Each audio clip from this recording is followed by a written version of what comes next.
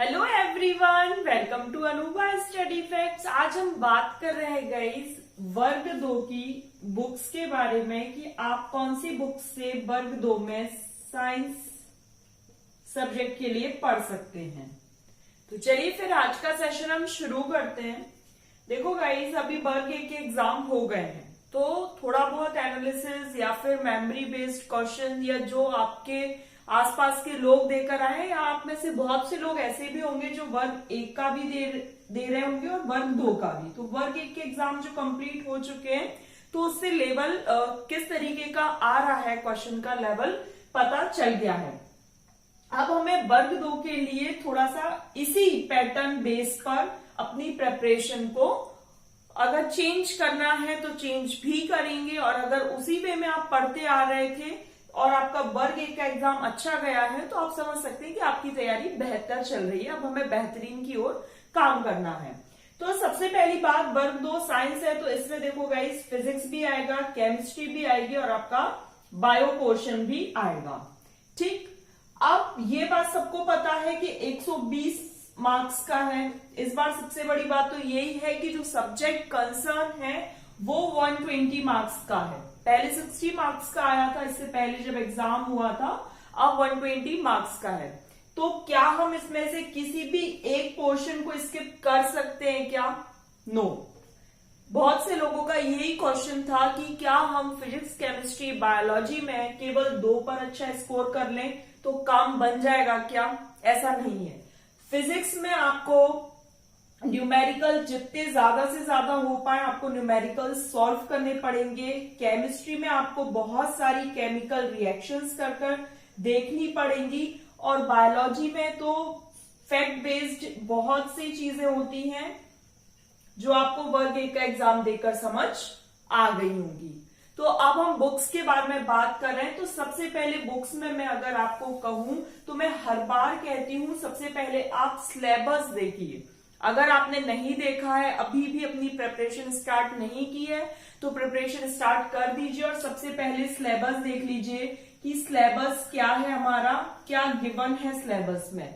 ठीक, उसके बाद सबसे अच्छा होता है एनसीईआरटी, क्योंकि एनसीईआरटी में एक तरीके से कह लीजिए कि थ्योरी के लिए बहुत अच्छी मानी जाती है।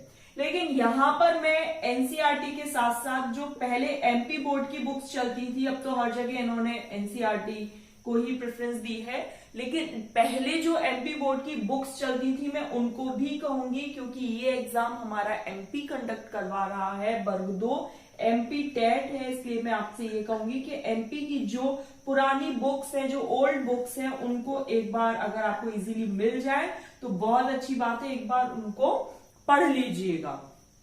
एनसीईआरटी और एमपी बोर्ड ये आपकी थ्योरी के लिए हो गई।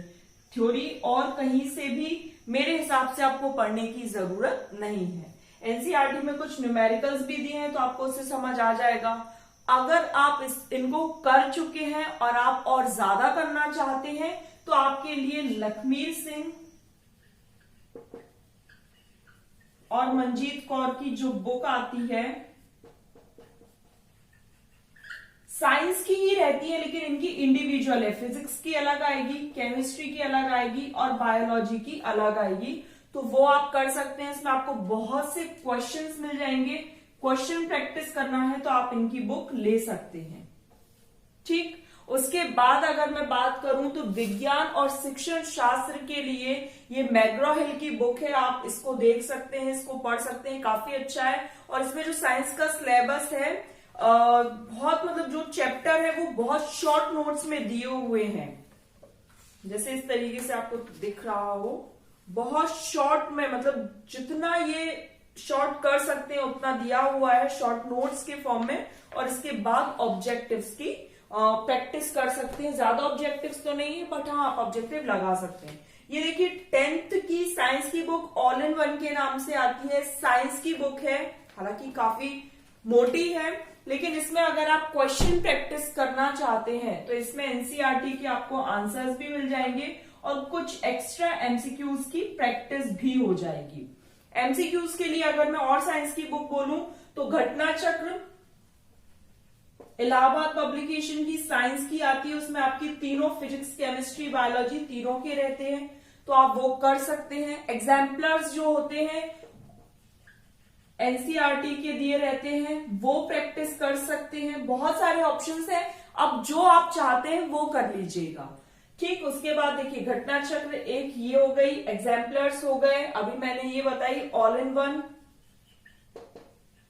ये स्कूल्स में बच्चे बहुत से ज्यादा इसको करते हैं, तो चूंकि हमें 9th-10th के बच्चों को ही पढ़ाना है, तो क्यों ना हम 9th-10th की बुक्स ही अच्छे से लगा लें, तो ये आपकी हो सकती है।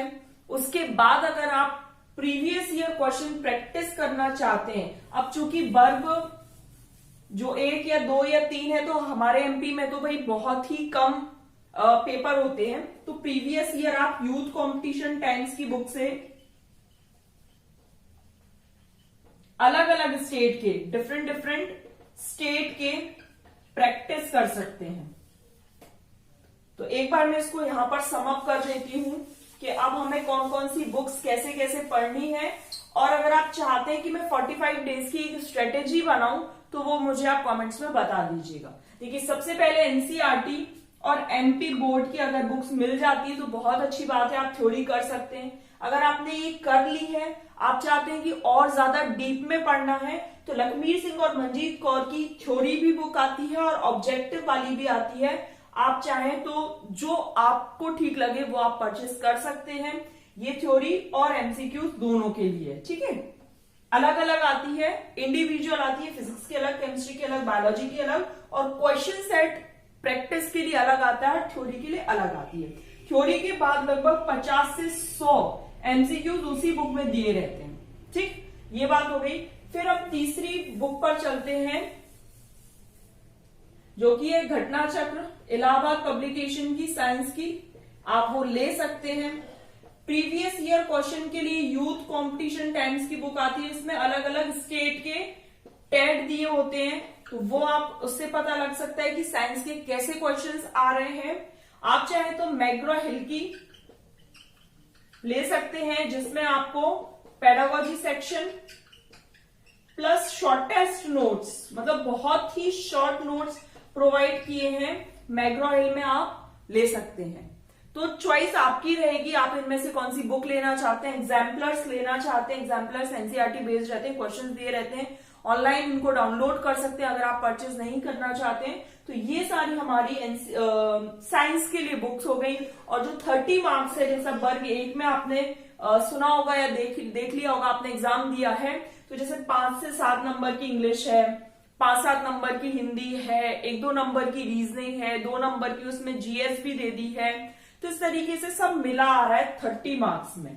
तो अब बहुत ज्यादा आप इन 30 मार्क्स में ये पढ़ने मत बैठ जाना, जीएस, रीजनिंग ये सब नहीं। अगर आप चाहते हैं तो केवल इंग्लिश में वोकैब जितनी आप कर सकते हैं, वोकैब जितनी अच्छी होगी, आपका क्वेश्चंस वहां पर बनने की प्रोबेबिलिटी उतनी बढ़ जाती है। और हिंदी में भी नॉर्मल, पर्यायवाची, तत्सम, तद्भव और विलोम शब्द, ये अच्छे से करके जाएंगे, आपका काम इसमें बन जाएगा। ठीक है, तो ये नॉर्मल जो बेसिक सी चीज है, अगर आप उतना भी करके जाते हैं तो ठीक है, क्योंकि 120 मार्क्स का साइंस का वेटेज है या किसी भी सब्जेक्ट कंसर्न का है, तो आपका फुल फोकस उस 120 मार्क्स का होना चाहिए। तो गाइज यहाँ पर ये बुक्स की वीडियो कंप्लीट होती है। आई होप आप लोगों को ये वीडियो हेल्प करे बुक्स के बारे में जानने में। अगर आपको कोई भी हेल्प मिलती है तो आप इस वीडियो को आगे शेयर जरूर कीजिएगा। 45 डेज की स्ट्रेटेजी अगर आप जानना चाहते हैं तो let me know in comment section. चलिए फिर नेक्स्ट वीडियो में नेक्स्ट टॉपिक के साथ मिलेंगे। Thanks for watching this video.